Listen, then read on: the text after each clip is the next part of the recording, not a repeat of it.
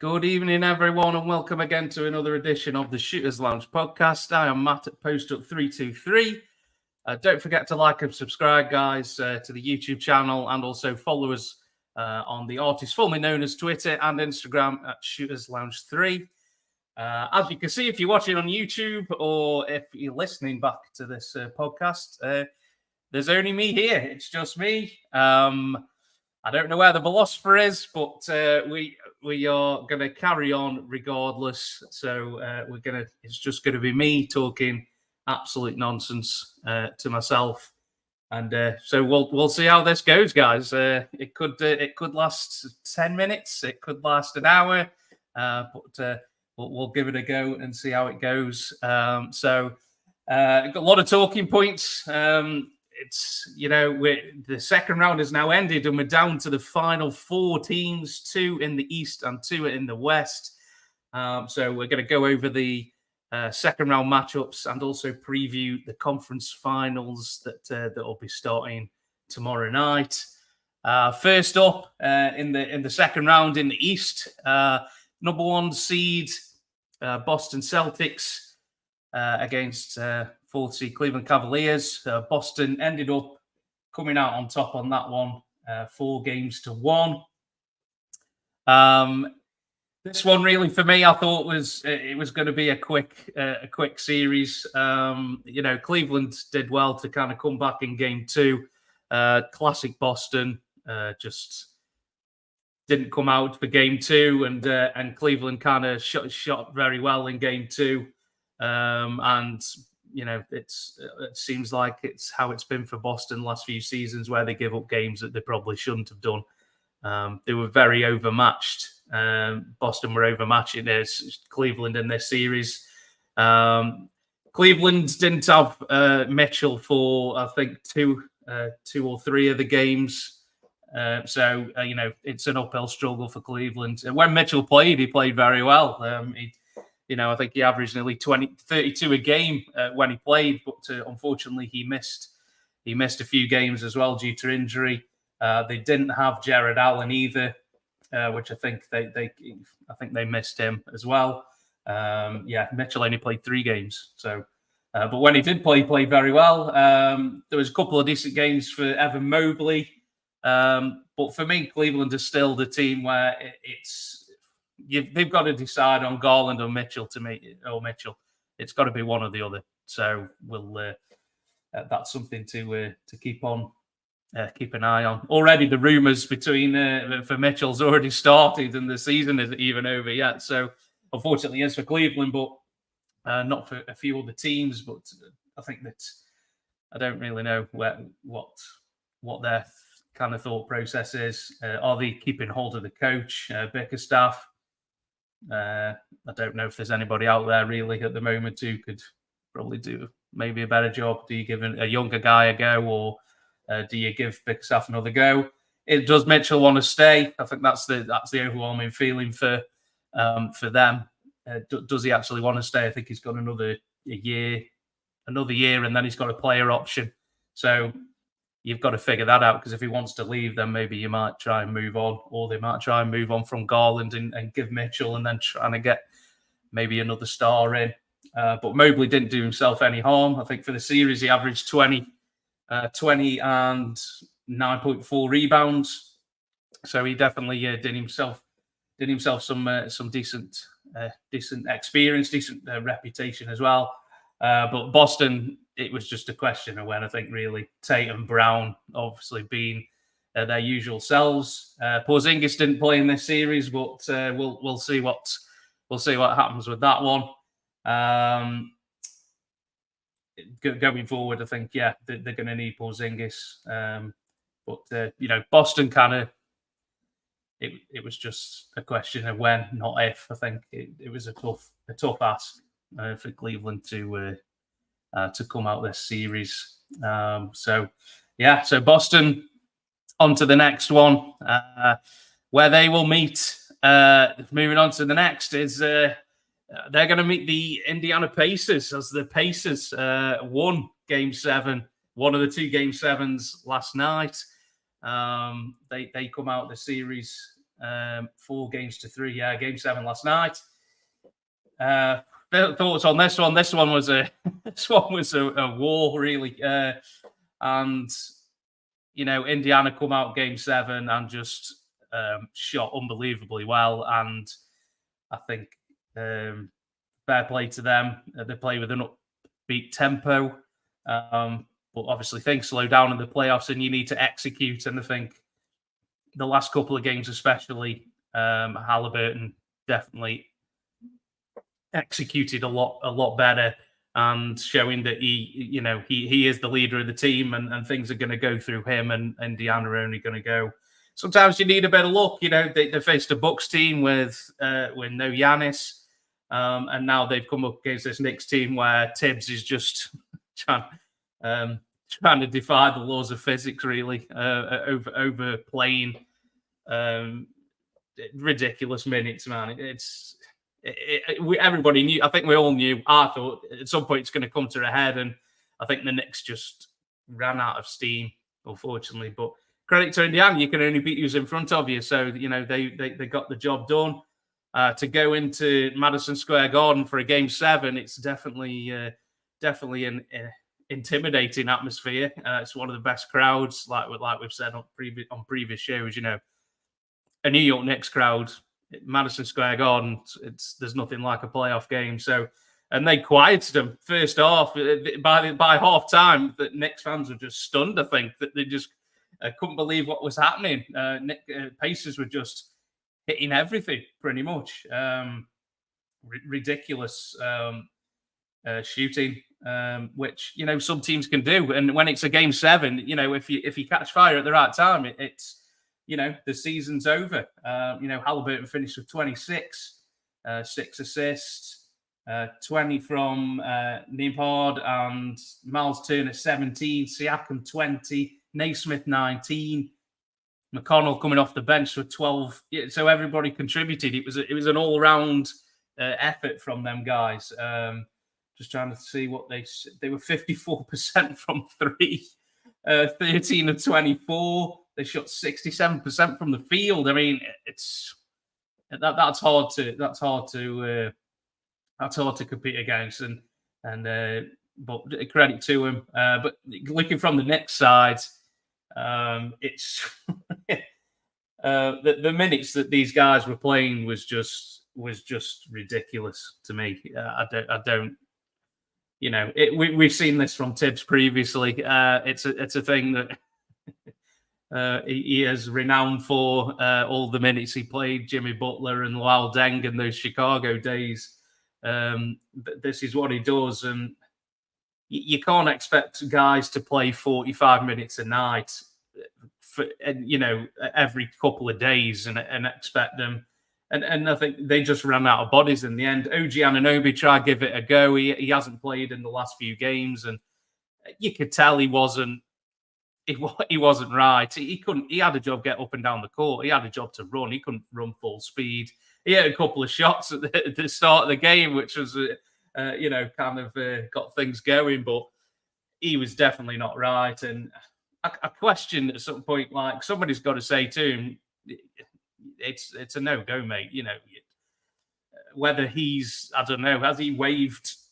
Anything where I'll go out there, it's my responsibility. But if he hasn't, who on the Knicks medical staff is clearing Anunoby for last night's game? Because he clearly wasn't right. So I don't. It's a shame for him. It's a shame for New York. I mean, Josh Hart has been the Iron Man of the series. Only played 36 minutes last night because they kind of pulled him late on and got a standing ovation from the crowd, which I think Knicks fans will appreciate people like that who give it their all. And Hartenstein looked like he was suffering with something, and then Brunson just ran out, and then unfortunately fractured his hand on his shooting hand, which it's over then, isn't it? I think when Brunson went out, that I think it was over. DiVincenzo as well. I mean, he scored 39 last night, so credit to him. He kept going, and fair play to DiVincenzo. He was on the Warriors for a season, and they kind of let him leave, and I don't really think he got too much of a go of it in Golden State. But he's proven that he can be an integral part of a team, and obviously the connection that Hart, DiVincenzo, and Brunson have from the college days is it's definitely something that I think the Knicks fans have taken to. Shout out to Alec Burks as well. He had 26. He come on and give it a good go. But the Knicks were just they just ran out of bodies. They'd lost Randall before the playoffs even begun. It's just a question of just running out. Mitchell Robinson as well, of course. Bojan Bogdanovic was lost as well. So they just ran out of bodies. There just wasn't. And Tibbs, he played 8 guys last night, which it's not bad for Tibbs. To be fair, he'd love to play, I think, all 5. I think for the majority of the game. So that's not bad for Tibbs. I'm gonna have a drink, guys. This is more talking than I've done in a while. Okay, yeah. So yeah, fair play. It's a year that I think Knicks really should.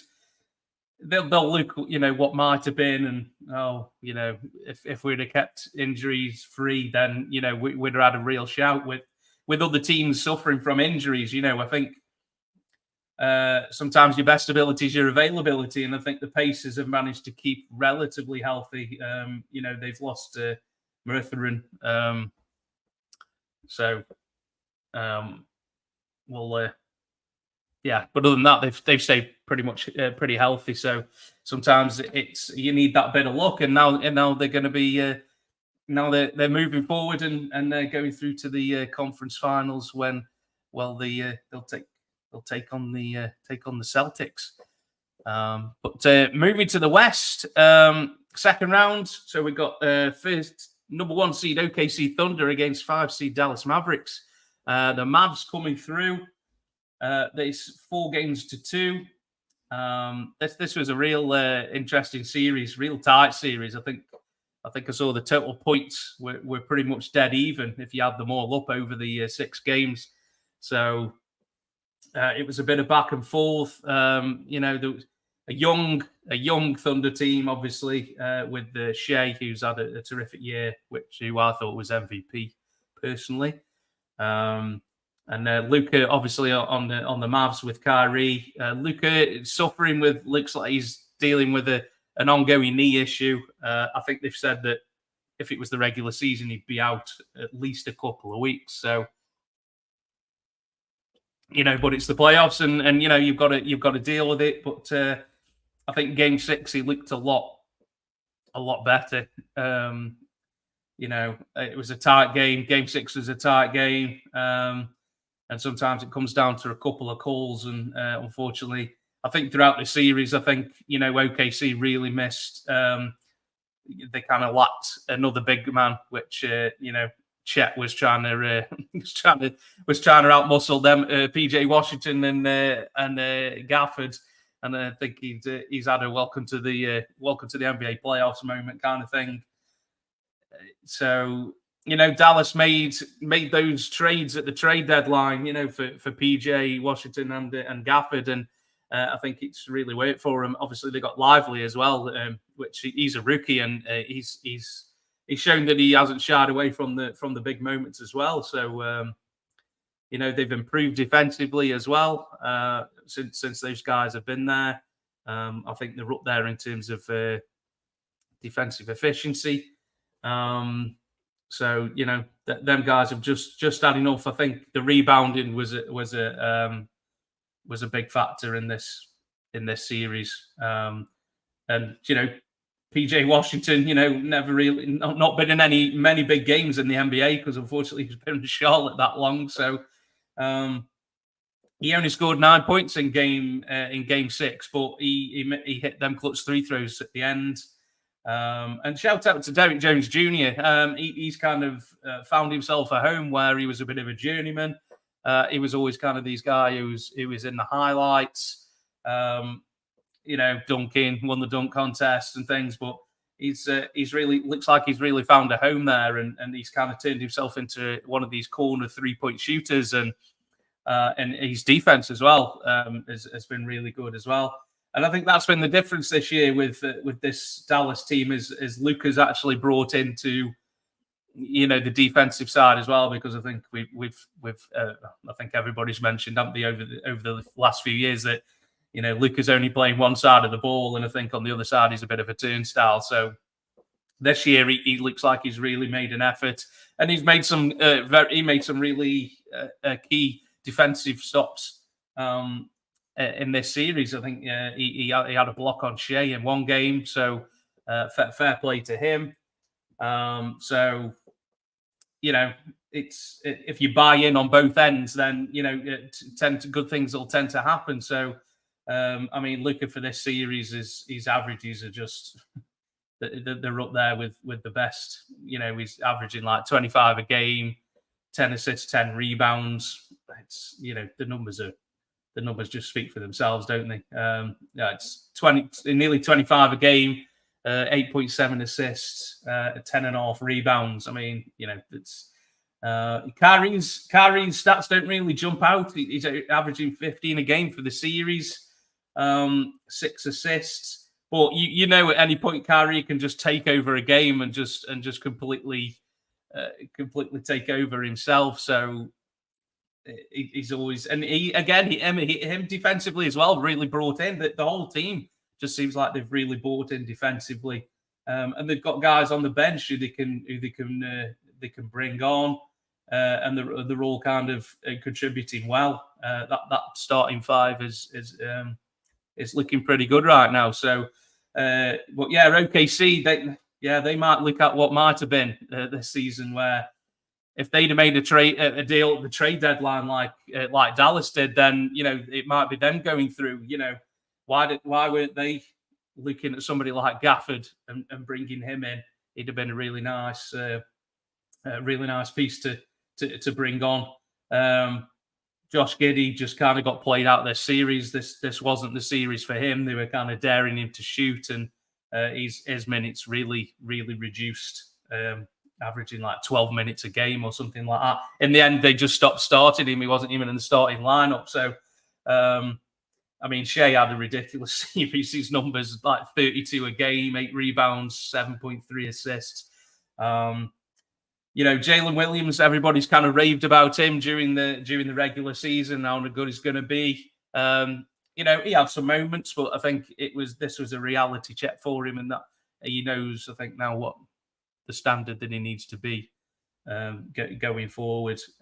What OKC need to kind of reevaluate now is, who is the second guy on that team? Obviously, it's Shea who's bringing it, but who's number 2 and who's number 3 offensively? That's probably what they need to find out. Can Jalen Williams make that leap?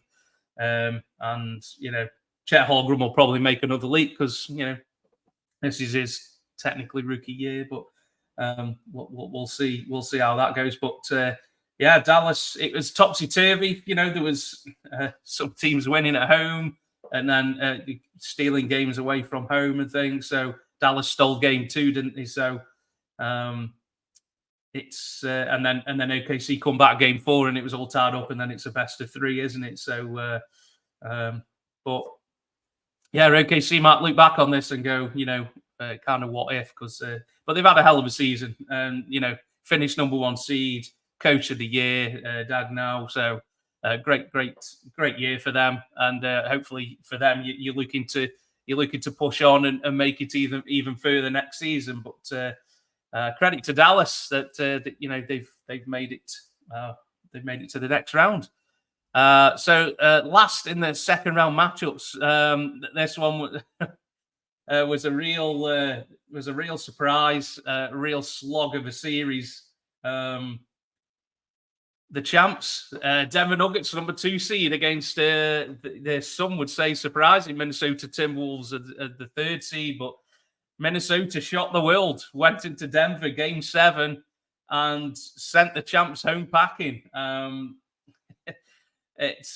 didn't think it happened. I thought, before the series, I had Denver in 7 games. I just didn't. I thought it'd be a tight series, but I thought game 7 at home, I think Denver's going to close it out. That is not what happened. Thank you very much. I'll have to take a drink. The champs are out, dumped out by the Timberwolves, and Ant-Man is improving his legacy as he goes. Still a young player, but he's making the strides that legends of the game have done, and he's really announced himself on the world stage. They were down 20 points in the second half, and the first half Denver were fantastic. In the first half, Denver were brilliant, and they were up, and Minnesota didn't look like they had an answer. Jokic and Murray just come out, and they were just making shots, making plays. But Minnesota just stayed the course and made a big run in that third quarter. And, all of a sudden, it was 15 points at half time. Largest comeback, Game 7 playoff history. Edwards, he didn't have a great shooting night. I think, if I just get the stats up, he didn't have a great shooting night, but he was 6 of 24, only had 16 points, but he made the right plays when he needed to, and he trusted his teammates. And we always talk about the others, and the others stepped up. 23 points from Jaden McDaniels, 23 from Karl Towns, who, he's had a lot of flack over the years, Karl Towns, but he played well, and he's still got the stupid couple of fouls in him where you're just like, Cat, what are you doing? But I think that's who he is, and I think you've just kind of got to live with it. So, but he was very good in this game offensively. He kind of carried the scoring burden as Cat, was kind of struggling, but Cat didn't panic, and I think that kind of shows the poise of the man, and for a man of his age to Game 7, the lights are the brightest. That people say, the best two words in sports, Game 7, and he didn't panic, and like I said, he made the right plays, and they just made a run. I can't remember what the run was, but it was like 20-3 or something. And Denver were just were kind of shell shocked, I think. Looking from their point of view, Jokic and Murray had fantastic games. They ended up with Jokic had 34 and Murray had 35. It was the rest of the team that nobody went with them. Nobody kind of saw them and kind of used that and as motivation. The next top scorer on the team was Michael Porter Jr., who had 7 points. So if one of the other guys had kind of gone with Jokic and Murray, then the outcome might have been different. But that's what happens in Game 7s. It just all of a sudden the game's over and your season's over, and now you're in Cancun, as we say. Aaron Gordon, 4 points, 42 minutes, and Kentavious Caldwell-Pope had 5 points. Justin Holiday, 0. Christian Brown had 5. Reggie Jackson. I'm surprised Reggie Jackson didn't play more minutes. He only played 5 minutes. Reggie Jackson's been in a lot of big games. I'm not saying he's going to take over the game or anything, but that guy's got a lot of playoff experience and he's been in a lot of big games. I'm surprised he didn't play more.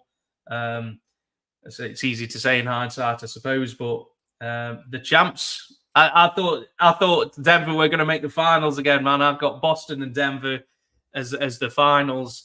But like we've said on this show multiple times, to repeat is really hard, and not many teams have done it over the years. So it makes it even more emphasis that it is hard to do. So the champs are out, Minnesota. I feel even better as a Phoenix Suns fan because now Minnesota have dumped Denver out. We don't look as bad, even though we got swept 4-0. So I don't feel as bad as I was. But yeah, you got to give Minnesota their defense. They cranked up the defense in the second half, and Denver just went stretches where they just couldn't score, and they went through dry spells, especially in that third quarter. Just try and have a look at what the third quarter score because it was quite telling. 28-14 to Minnesota in that third quarter. And I think that kind of turned the tide. And then fourth quarter was 32-23 to reduce that Denver team to, 37 points in the second half. That's special. And I think people are kind of saying, that this defense is absolutely swarming at times. Can they do it for full games? But they can have stretches where the other team just simply cannot score. It's very, very impressive. And even though Ant, again, coming back to Ant-Man, even though he didn't have a great shooting game, like just taking up the challenge of guarding Murray second half, he wanted it, and you can't be mad at somebody like that. Even Denver fans, eventually they might get over it, but maybe not right now, maybe a few more days. But you can't be angry. And you've seen somebody who's blossoming in front of our eyes. So it's pretty cool. When he was being interviewed by the TNT guys after, and Barkley said when he was saying, I haven't been Minnesota in a while, and says, bring your ass. I mean, how can you be mad at somebody like that? It's just fantastic. And he said to the guy before Game 6, but at the end of Game 5, I'll see you back here for Game 7. And he did. They won Game 6. I mean, the momentum was swinging for that series. I mean, Minnesota won the first 2 games, and people were like, "Oh, then we're going to get swept. Like the champs are going to get swept." And everybody was, for a couple of days, people were just losing their minds. And the champs come back. Fair play to them. The champs come back like champs do, and won the next 3. But then Minnesota come back. Great credit to them. Credit to them guys. They stopped the momentum with winning Game 6.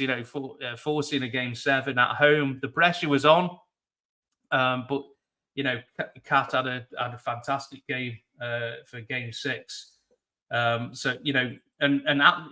just winning Game 6, they whooped them 115-70. It wasn't even close. That thing was over by halftime, pretty much. Edwards had 27 in that one. Most of these games weren't close, to be honest. They were all. A lot of them were blowouts. I mean, Game 2 was a blowout by Minnesota, 106-80. Game 3, 117-90. Denver, 115-107. Denver won 112-97. Game 5. The Game 6 was a blowout, and then Game 7. Those last 5 minutes of Game 7 are just. And Minnesota made the shots when they needed to, and hit the dagger 3 by Edwards towards the end. I think that was it. Then I think Denver knew, Jokic knew. Some people are saying about the minutes that Jokic played. He played a lot of minutes, and to me, he looked like he tired during the end of the game. But taking nothing away from Minnesota, man, they took it to the champs, and they dumped them. They dumped them out the playoffs on their home floor. So you got to give them credit. So they'll be moving on. So looking ahead to the conference finals. Now we're down to the final 4. So 2 of these teams are going to be in the finals. So looking ahead, there's no NBA tonight. I don't know what I'm going to do with myself. So it's been pretty relentless this playoff time, guys. But this is why we watch. This is why we love it, isn't it? So. So first in the East, obviously now we've got the Celtics against the Pistons. This one, I think these guys played each other quite a few times during the regular season. I think 5 times due to they playing each other in the in-season tournament, which famously the Pacers beat Boston to make it to the final of the in-season tournament. Unfortunately, coming up short. I think just trying to see what the regular season score. It was 3-2 to the Celtics. Boston have been the best team all year, and if these guys don't make the finals, I mean, they're just unserious. I think But Pacers will have a lot of confidence that they've taken. They've beaten the Bucks, they've just beaten the Knicks, so they're going to take a lot of confidence from that. And the last few years we've watched Boston. They've coughed up some games where you're just like, I can't believe Boston have just lost that game. So, can the Pacers, maybe upset one of the first two games, and then the pressure's on, and then Boston haven't been under pressure for a while this season, maybe at all. So, what happens when you put Boston under pressure? How they are going to perform? Tatum, I think, is a bit of a pulverizing player when it comes to playoff performances. It's thirsty work, this guys. He's very polarizing when it comes to playoff performances. People were much maligned when his performances in the finals when they faced the Warriors a couple of seasons ago. But this is a very different Celtics team that went to the finals. I think that this team is built. I think if they do make the finals, they're going to need Porzingis. I think that goes without saying. I think I've read that he's going to be out the first couple of games, so they're going to carry on without him. Next man up mentality and all that. So the Pacers, again, Pacers are quite deep. They've got guys who come off the bench and contribute, like McConnell and Toppin. Them guys go out and they're not scared at the moment or anything. So game one will be interesting. Celtics haven't played. I think it's been over a week since the Celtics have played, maybe just under a week. So we'll see. We'll see what happens game one. I think that's tomorrow night. If I'm Celtics, Tuesday. So game one, we'll see. Prediction for this one. I think Boston on paper have obviously got too much for Indiana. Tatum and Brown, they're going to be hard to stop. You could probably stop one, but can you stop the other? They've got a kind of two-headed attack, but they've got people who can step up in big situations. Holiday's been in a lot of big games. Horford's veteran, been in a lot of big games and turned up in big games as well.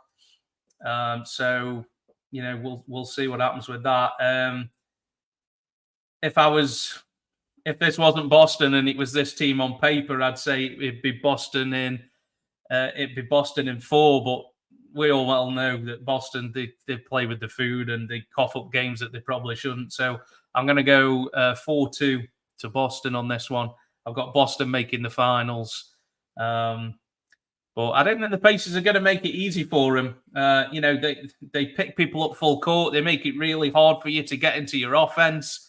And they don't kind of shorten their rotation in the playoffs either. That's what I've noticed. They play 9-10 guys in playoffs, and so them guys get a lot of rest, so they can play at that pace. I think that helps them. They can play at the pace that they do because them guys get more rest than other teams. You look at New York; it was completely like chalk and cheese in terms of rotations in that series, where you've got the Knicks who were just playing 6 guys, and then Indiana who playing 10. So, you're getting plenty of rest and you can come on fresh and then you can exert yourself because you're going to get the rest. So, but I still think that Boston have got too much talent. The coaching side will be interesting. Rick Carlisle versus Joe Mazzulla. I think maybe Carlisle's got the advantage in terms of coaching, but I still think Boston have got one of the best offenses and one of the best defenses. I think Indiana, very good offense, high scoring offense, kind of average. At the start of the season, they were like near the bottom in terms of defense, but second half of the season, I think they even said after the game 7 last night that we thought we kind of come to the realization if we can have just at least average defense, then we can do something and make some waves in the playoffs, and that's what they've done. So fair play to them, but I still think Boston have got too much firepower, and they should be able to shut them down. But it'll lie with Halliburton. Halliburton's going to be obviously the key guy. Goes without saying, doesn't it? Really, but he's going to be very important. And how far Indiana go from here? if at all, is going to lie with Halliburton. But yeah, Boston in 6 for me on that one. Going to the West, and I shall just have a timeout. Don't forget to like and subscribe, guys. I'll just interject before we're moving on to the West. Don't forget to like and subscribe to the YouTube channel, and also on the socials at Shooters Lounge 3. So if we move on to the West, so obviously we've got Minnesota Timberwolves against Dallas Mavericks. This one's going to be fun, I think. It's obviously top billed as Ant-Man versus Luka. Two maybe future MVPs. Who knows? This is the future. The old guard have kind of gone away. KD, Curry, LeBron. They haven't gone entirely, but I think, there's the kind of changing of the guard now. Them guys, none of them made it out of the first round this year. Or even out the playing in terms of Warriors. But it's a new day, and it's time for new faces. And I think Luka and Ant-Man are definitely two of them people that are going to be the new faces of the league going forward. Obviously with a few others, but this is kind of how it's built. Luka versus Ant-Man, and it's going to be. You're going to see some performances, I think, some individual performances, but obviously it's a team game, like we all know. This one's starting on Wednesday in Minnesota, first couple of games. How this one's going to turn out, man, is this one could be a coin toss to me. Obviously, Minnesota with their suffocating defense. Luka and Kyrie, can they lock any defenses? We're going to find out. I think Kyrie's going to have to take a bit more emphasis on his scoring, I think, in this series, where he's kind of taken a back seat, like really kind of slow started, kind of letting the game come to him in the first half and then maybe turning it on in the second if he needs to, which is some things that I have noticed. He kind of, sometimes you're looking, he's got like 4 points at half time and you're like, oh, okay, fair enough, Kyrie. But then in the second half, he'll score like enough to kind of for the guys to win. So Luka, obviously his health moving forward, so that's going to be something to monitor. Obviously, he's been dealing with this knee issue, so that'll be interesting. But he looked quite good in Game 6, to be honest. I didn't think it didn't look like it was giving him too much discomfort. But again, something we need to keep an eye on. So it looks like Ant-Man's is going to be guarding Kyrie, which is going to be that's going to be a headline act for sure on both ends. So it probably means McDaniels is going to pick up Luka. And then obviously Gobert and Kat are going to be up against probably PJ Washington and Lively or Gafford. And then it'll be Connolly picking up whoever's the other guy that's going to be out there. So we'll see. Yeah, Connolly and Derek Jones Jr. of course, or Tim Hardaway Jr. whichever. This one's a tough one. I'm not really sure which way I'm going to go on this one. If I had to say it today, which obviously we're live and we're doing this, and this is the Shooters Lounge, I am going to go with Minnesota in 7 games on this one. I think this one's going to be back and forth. It's going to be. I think this is going to be interesting. This is going to be. I'm looking forward to this one. This is just going to be a really good series. I think you're going to see some absolutely amazing individual performances.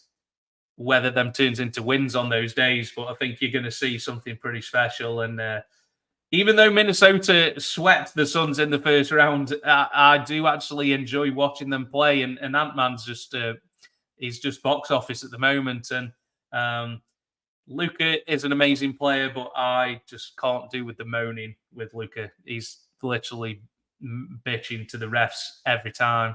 You're not going to get the call every time, and somebody needs to kind of, I think, maybe explain that to him. But I just don't like the moaning all the time. I get it. Sometimes you don't get calls and you're not happy, but you're not every time, not every possession. And if I was the ref, I'd just get annoyed at him. I'd be just like, oh, you don't think you're getting calls now? Watch this kind of thing. But obviously, I don't think the refs are meant to be like that. But I just can't do with the moaning. As a fan, if you're a Mavs fan, I'm not sure how you watch that every week. I'll be honest, but if he's on your team, obviously you love him. He's an amazing talent. I'm just salty that we didn't take him in the draft like I thought we should, instead of taking Ayton, and obviously that ended like it did. But enough about the Suns. But yeah, I've got Minnesota going.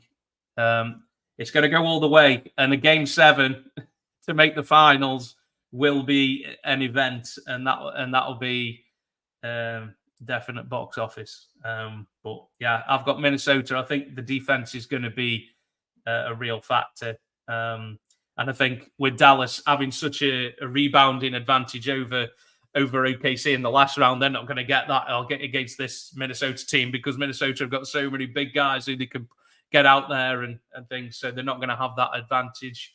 I may be seeing it wrong, but that's how I'm seeing it right now, mate. If you I wake up tomorrow and it's different, but at the moment, that's how I'm seeing it. I've got Minnesota taking it out in 7.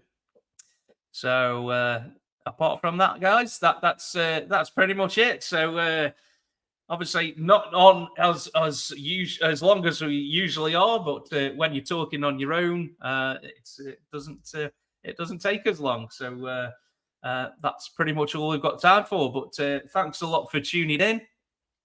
We'll be back again live again in a couple of weeks.